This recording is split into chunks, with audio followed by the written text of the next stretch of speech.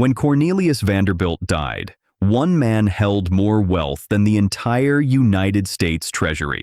Not more than one bank, not more than one state, the entire Treasury. Close to $1 in every 87 in the American economy sat in this one man's name. Not $1 in 87 among the wealthy. 1 in 87 of everything the country was worth. 96 years later, 120 of his descendants sat down to dinner together for the first time. The family had never gathered in one place before that night. Their own historian was in the room, taking notes, and what he recorded was not a dynasty celebrating its legacy. Not one millionaire in the room. Not one. No theft. No government seizure. No single catastrophic year. It just disappeared. Quietly. Legally, and almost entirely without anyone in the family noticing while it was happening. That gap between those two images, one man richer than the Treasury and 120 descendants with nothing to show for it, is what this entire video explains. And the answer is not what most people assume, because once you see the actual mechanism, you start seeing it everywhere. In estates worth $20 million. In a paid-off house and a retirement account someone spent 40 years filling. The zeros change. The mechanism doesn't. Cornelius Vanderbilt died on January 4th, 1877.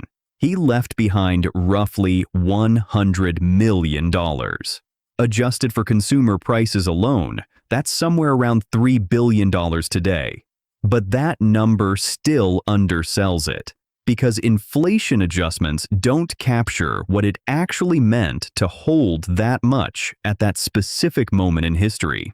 A better frame, it was close to 1% of everything the United States produced in a single year. One man. 1% of the entire economy. That kind of fortune is not supposed to be fragile. It's supposed to be the thing a family never has to think about again. The 1973 Nashville reunion was the first time the family had ever gathered in one place. And Arthur T. Vanderbilt II, the family's own historian, was there documenting it. What he wrote down was simple. There was not a millionaire in the room. So the question on the table is not whether this happened. It happened. The question is how. Because the answer that most people reach for first is wrong. The easiest answer is the government took it. Taxes. Estate taxes specifically. Except the timeline doesn't cooperate. There was no federal estate tax when Cornelius died in 1877. None when his son died in 1885 either. The federal estate tax didn't exist until 1916. By that point, the grandchildren had already built the palaces and thrown the parties. Whatever destroyed this fortune, it happened for its first 40 years in a country with zero estate tax. That doesn't make estate taxes irrelevant today. Some states set their own threshold far below the federal line. Oregon among the lowest at $1 million. Close enough that a paid-off house and a decent retirement account can cross it. Worth knowing. Worth a conversation with someone who knows your state. But that's a cost, not the cause. Something else was eating this fortune, in broad daylight, for 80 years. And it starts with the man who built it. Cornelius Vanderbilt was not a reckless man. He was notoriously disciplined, ruthless in business, frugal in ways that made people around him uncomfortable. He understood, directly, not theoretically, what division does to a fortune. Spread wealth across too many hands and it bleeds out. So he concentrated it deliberately. He had 13 children. He left roughly 95% of everything to one son, William Henry Vanderbilt. And William Henry proved him right. In 8 years, he nearly doubled it. So this money was not lost by people who couldn't invest. It was lost by people who could. Which means the failure happened somewhere else entirely. It happened on Fifth Avenue. Over the following decades, the Vanderbilt family built 10 mansions on Fifth Avenue alone. By 1947, not a single one was left standing. Then Marble House in Newport. The Breakers after that. Then, in the mountains of North Carolina, a 250-room chateau called Biltmore, still the largest privately owned home in America. But they weren't building in a vacuum. They were competing. The Astors were building. The Belmonts were building. The Carnegies were building. Status at that level is not a personal decision. It's a social obligation. And that obligation drove consumption far past what any rational spending plan would have allowed. Here's the distinction the family missed, and it fits in 2 lines. A railroad is a productive asset. It generates cash while you sleep. A palace is a consumption asset. It generates bills, staff, maintenance, taxes, and a social obligation to keep entertaining at a scale that justifies the building. A house like that isn't finished when the construction ends. It's finished when you stop paying for it. The Vanderbilts didn't just spend their income. They converted the machine that produced income into things that consumed income. Then they had to sell more of the machine to feed those things. That isn't a spending problem. That's a balance sheet turning inside out. Underneath all of it sits one piece of arithmetic. It isn't complicated. Any pool of money has 3 numbers that matter: how much capital there is, what it earns after inflation, and how much gets pulled out to live on. The middle number is where people get misled, not the return printed on the statement. The real return after inflation takes its share. If your money grows 8% and prices rise 3%, you're 5% richer in things you can actually buy. 5% real is a common long-run planning assumption for a diversified portfolio. It's not a promise. But run with it for a minute.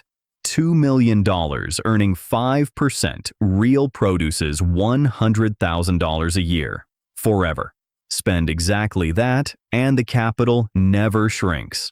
Your grandchildren inherit the same buying power you started with. Now spend 6% instead. $120,000 a year. That portfolio is gone in roughly 37 years. Push it to 7%, $140,000. Gone in about 26. Go back and read those 2 numbers, because the shape of them is the entire mechanism.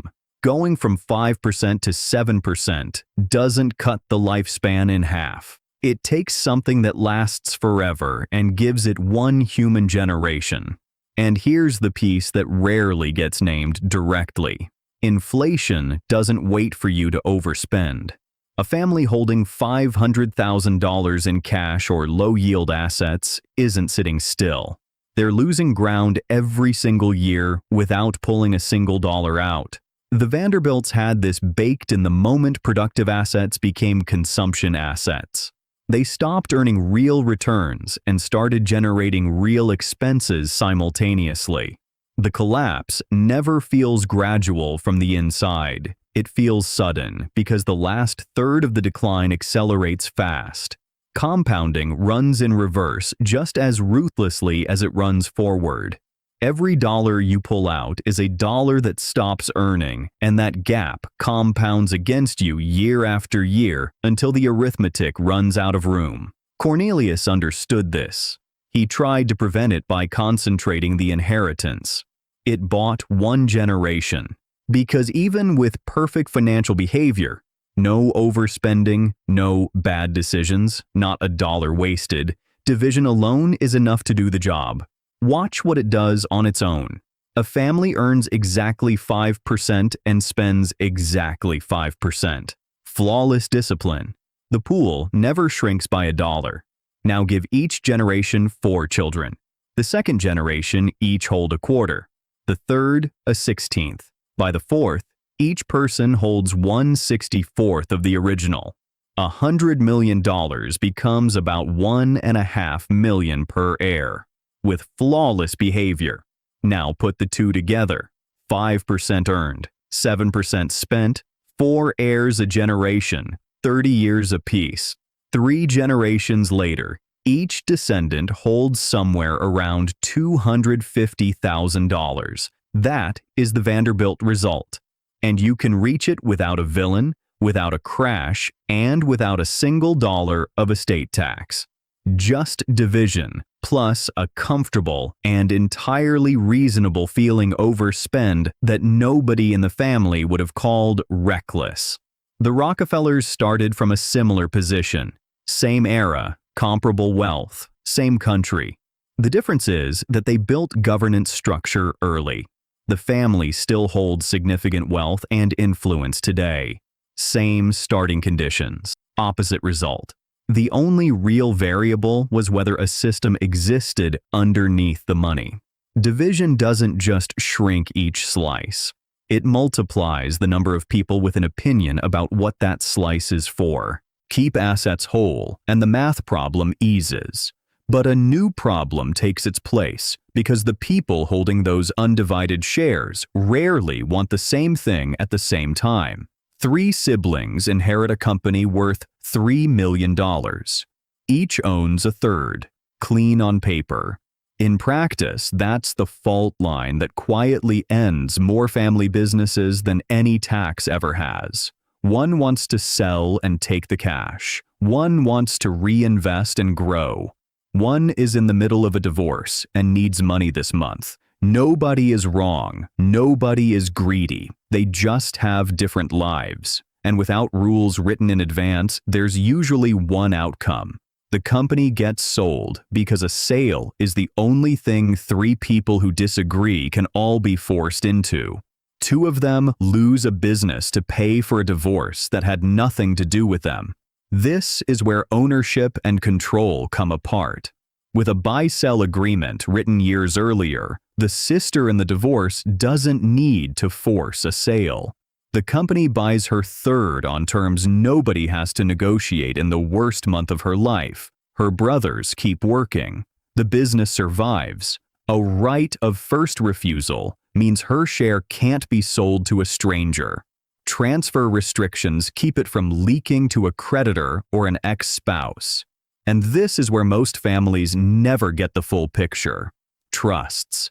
A dynasty trust, a spendthrift trust, a basic irrevocable trust. These can separate ownership from control in ways a buy-sell agreement alone can't reach. This is the preservation tool that old money actually uses. Most middle-class families never encounter it until the moment they needed it 3 years ago. None of this is free. None of it is off the shelf. Every family that sets this up does it with an attorney who knows their state. But the principle is simple. Rules written when everyone is calm beat decisions, improvised when everyone is grieving. Look at what created the pressure in the first place, not a disagreement about strategy. One person who needed cash and one asset it could come from. That's the failure point families almost never see coming. The problem usually isn't wealth, it's access to wealth. People sell the farm, the building, the practice, the position that took 30 years to build. Not because it was a bad asset, because somebody needed money on a Tuesday and nothing else was liquid. Estate settlement costs come due in months and nobody sells well on a deadline. Sometimes the solution is cash held outside the business. Sometimes it's life insurance structured, so the money lands in the right hands the moment it's needed. Or a provision letting one person cash out without forcing the whole enterprise to auction. Or simply staging the inheritance over years instead of handing everything across at once. Borrowing against assets instead of selling can work. Until it doesn't. Interest doesn't care what the market is doing. Collateral requirements tighten exactly when prices fall. Leverage is a timing tool with a bill attached. It is not a preservation strategy. Here's the part that stops being about math. A wealth consultancy spent 2 decades studying more than 3,000 families who had money and then didn't. Their finding: Roughly 70% of family wealth is gone by the second generation. That's consulting research rather than a government data set, and people argue about the exact number. But the breakdown behind it is where things get interesting. About 3% of those failures trace back to bad financial planning. Roughly a quarter came from heirs who simply weren't prepared. And about 60% came from something that sounds soft until you watch it happen inside a real family. A breakdown in communication and trust. Nobody in that story set out to lose a company. They inherited money without inheriting an operating manual for it. And here's the psychological layer underneath that. Intelligent people consistently overspend relative to their asset base for reasons that aren't about character. Lifestyle creep. The standard of living expands to fill whatever the balance allows. Loss aversion. Selling an asset feels worse than spending from it, so people spend first and sell later. Identity tied to a standard of living. The palace isn't just a house. It's who the family is. These aren't moral failures. They're predictable human responses to sudden inherited wealth. The Vanderbilts felt rich, so they lived like it. Every generation after them did the same. And by the time the math caught up, the feeling had been the only compass anyone was using. Money can be transferred in an afternoon. Judgment can't be transferred at all. It has to be built. And building it takes years. If you didn't watch the capital get created, you have no felt sense of what it cost. You see a balance. You don't see the 20 years of reinvested earnings, the payroll met during a terrible quarter, the vacations that didn't happen. A balance you didn't earn reads as available. That's not a character flaw. It's a missing experience. Teaching money inside a family was never really about allowances and chores. The point is connecting money to decisions and consequences a person actually feels. A small venture that can genuinely lose money. Saving towards something long enough that it hurts. An investment choice made with real dollars and an outcome to live with. Sitting in the room while the family talks about a budget instead of hearing about it afterward. At a more structural level, this looks like family meetings with financial agendas, investment committees that include teenagers, matching contributions to a child's first brokerage account, bringing the next generation into advisor conversations before they're the ones making every decision. These aren't complicated, they're just rare, and they're replicable at any wealth level. A family that hands assets to people who have never made a real financial decision with anything at stake hasn't transferred wealth. It's transferred an account balance. Everything we've talked about lives in history and abstraction. Let me make it personal. Martin and Carol are 64, married 36 years. They own their home outright, a property worth about $480,000 in a suburb they've lived in for 22 years. Martin spent 3 decades running a small manufacturing operation, sold his share to his partner 8 years ago, and rolled the proceeds into retirement accounts. Combined, they have $620,000 in retirement and brokerage accounts. Total net worth, just over $1.1 million. By almost any American standard, they are comfortable, they feel secure, and they should. They built something real. But here's the math. The house doesn't generate a return. Only the $620,000 is actually working. At 5% real, that produces roughly $31,000 per year on top of Social Security. Martin and Carol are pulling $52,000 per year from their accounts. Travel, helping their daughter with graduate school, a new truck for Martin, upgrading the kitchen. Every single decision is defensible. None of it is reckless. At $52,000 per year adjusted for inflation, their accounts run dry in roughly 20 years. Carol's grandmother lived to 94. Carol is 64. The same arithmetic that eroded a $100 million railroad fortune is running through a $620,000 retirement account. Different number of zeros. Identical mechanism. Martin and Carol have 2 children and a nephew they helped raise. All 3 are mentioned in the will. If 2 want to sell the house and 1 wants to live in it, what happens? Is there a mechanism or is there a fight? If one of their children is carrying significant debt when the estate settles, can a creditor reach their inheritance? Is there a trust structure that would prevent that? Is there enough liquid cash to cover estate settlement costs, or does the house have to be listed immediately, under pressure, in whatever market exists at that moment? Does anyone besides Martin know where every account is, how it's invested, what the plan is, and why? If the answer to those questions is no, the children inherit exactly what the Vanderbilt grandchildren inherited, a balance and no idea what it's for. I want to end with the part of the Vanderbilt story that almost never gets told, the part that worked. By the early 1960s, the Biltmore estate was bleeding money. Maintenance, staffing, property taxes on 8,000 acres in the Blue Ridge Mountains. The losses were approaching $250,000 per year. The trajectory was the same as every other Vanderbilt property, beautiful, expensive, and eventually gone. William A.V. Cecil, a grandson of George Vanderbilt who built Biltmore, made a decision that sounds simple but was philosophically significant. He stopped treating the estate as a monument to preserve and started treating it as an operating business that happened to be beautiful. He opened it to paying visitors, added a winery, built hotels on the property, created restaurants, retail, licensing arrangements.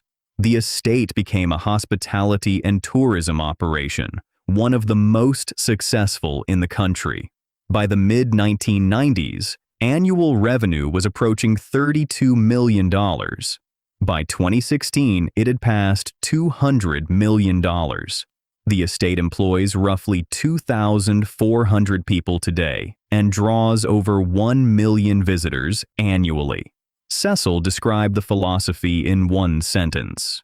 The family didn't preserve Biltmore in order to make a profit. It made a profit in order to preserve Biltmore. Around 2003, the family built something equally important, a governance structure, a family council that spans multiple generations, written rules about hiring relatives. You can't simply inherit a management role, a code of conduct, clear authority over who decides what, a single stated purpose that every family venture has to serve. What Cecil built at Biltmore is a family office in spirit, even if not always in name. Institutional infrastructure around the asset, professional management, legal and financial counsel, investment logic, written governance. This is what wealth that survives actually looks like at the operational level. 4 things made Biltmore survive when everything else didn't. The asset kept producing more than the family consumed. Professional management ran the operation instead of family members managing by inheritance. Governance created rules before conflict made those rules impossible to write, and the purpose was clear. This thing is for something specific, and every decision has to serve that. 3 siblings and a piece of paper, built for 5 generations instead of 1. So here's the answer to the mystery. The Vanderbilt fortune didn't disappear because of taxes, or a crash, or one reckless heir. It disappeared because the family inherited money without inheriting a system. Spending was never bounded by what the assets could actually produce. Productive capital got converted into things that consumed. Ownership got divided with no rules about control. Cash needs forced sales at the worst possible moments, and every generation received capital without receiving the judgment required to hold it. The one piece that survived is where somebody rebuilt all 4, a productive asset, spending disciplined by what that asset earns, written rules about control, and a family deliberately taught how to be owners. Not the largest holding, not the most beautiful, the one with a system underneath it. Building wealth is a performance. You can do it alone in one lifetime on skill, effort, and some luck. Preserving it is architecture. It has to hold when you're not in the room, when the people involved disagree, when somebody's life is falling apart, when the person making the decision never met you. Most of us spend our working lives trying to answer one question: can I build something? It's the wrong question to end on. The better one is whether what you build can outlast the person who built it. If this was useful, subscribe.